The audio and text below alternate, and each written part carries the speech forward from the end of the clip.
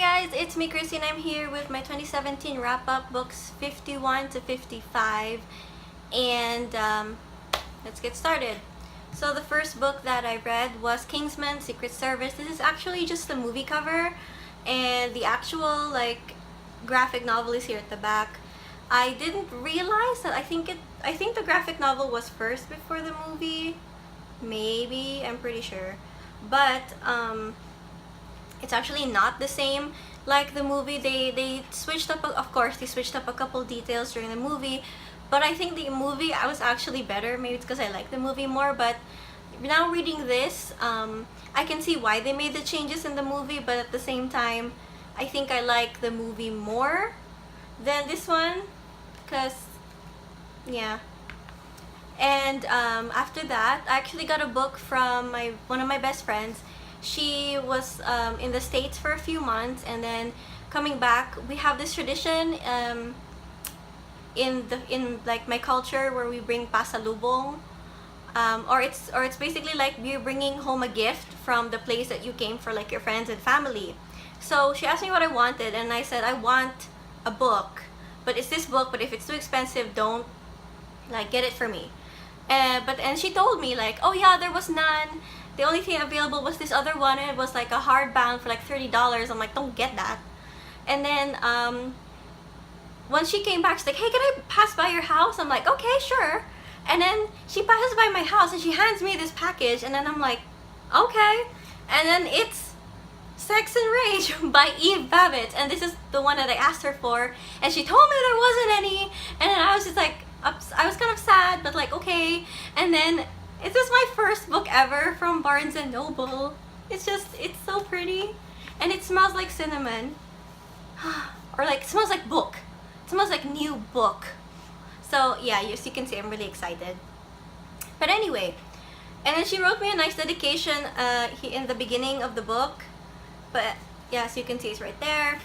And she was just worried because she was writing this in Korea in front of a nun. But the only thing suggestive about this book is its title. There is actually no sex. I mean, there is, but it's not like written down. It's more like, okay, I just slept with this person, that's it.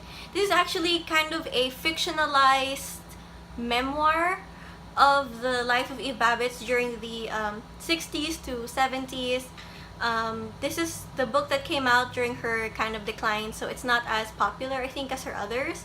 But if you are a fan of like Beltrist on Instagram, which is like Emma Roberts' book club, Eve Babbitt was her author of the month a couple months ago, and this is actually very interesting. And I just sped through this, and it's really a coming of age story about growing up in LA during the 60s and her finding herself and becoming a writer and everything. And I think that was beautiful, actually. This is pretty good. Like, I would actually suggest this as a coming of age novel because you can see where like in your early 20s you're discovering yourself, but then there's a part where you're experimenting, but then you can easily lose track of yourself, and then it's hard to fight your way back. At least that's the lesson I got from this. And I'm really looking forward to hopefully one of these days getting my hands on the rest of her stuff because I really like Eve Babbitt. I had a feeling I would like her when I first found out about her, and now that I've read her stuff, it's confirmed.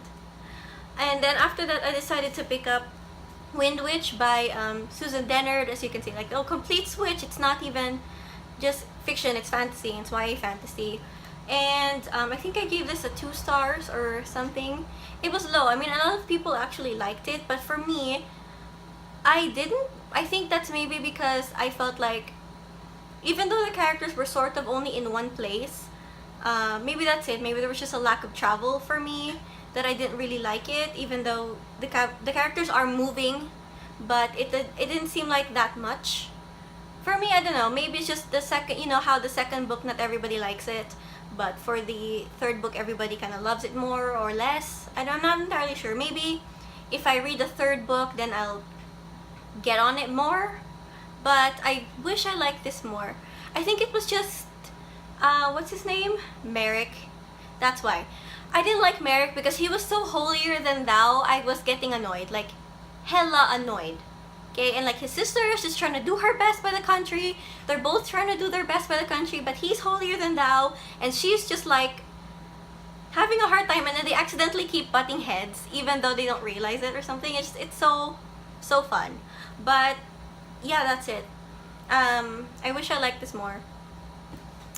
And then after that, I picked up A Darker Shade of Magic by V.E. Schwab, because I'm going to Manila for the Manila International Book Fair this September. And I bought this last year, September, so I'm like, I should get on that.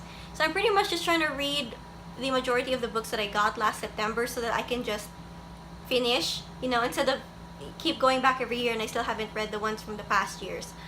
But anyway, this actually, I was not expecting myself to finish this.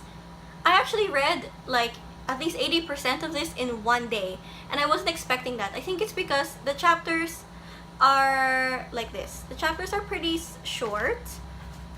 So it goes like that, and then there's another one not too far away, but there are like segments per chapter, so it helped me sort of breeze by faster. And of course the world building is amazing. The only thing that's similar about all of the Londons is the fact that they're named London, and then the magic system is really cool.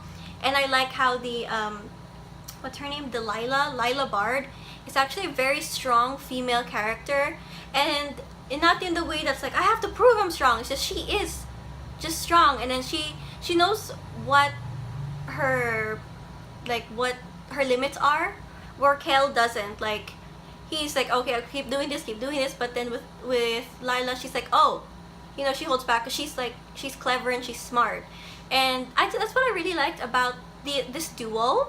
So I'm sort of not entirely sure if I want to get the second book yet, or maybe I'll wait a while, but I think that this is a pretty good first book in the series. And the last book I read, or rather play, is Harry Potter and the Cursed Child Part 1 and 2. This isn't mine, I'm borrowing it from my best friend, and I don't really know how to feel about this because this is a play, okay? So it's not a novel. So, I mean, I know that going into it, and everyone was so hyped here on BookTube for it, and then after that, everyone was like underwhelmed, and then there are people who liked it, but then there's some people who don't. And I think that maybe if this was acted out, a friend of mine who read this before me, she's like, there are some scenes here which would have been better acted out rather than explained in the book, and I would agree. There are some scenes here that written down, and when you read it, like, it feels like fan fiction, but if you would have seen it like on stage live, I think it would have been translated better.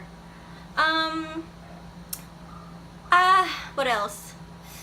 Harry Potter kind of sucks as a dad. Like, let me just get that out there. Maybe he was fine with his other two children, but not the other one.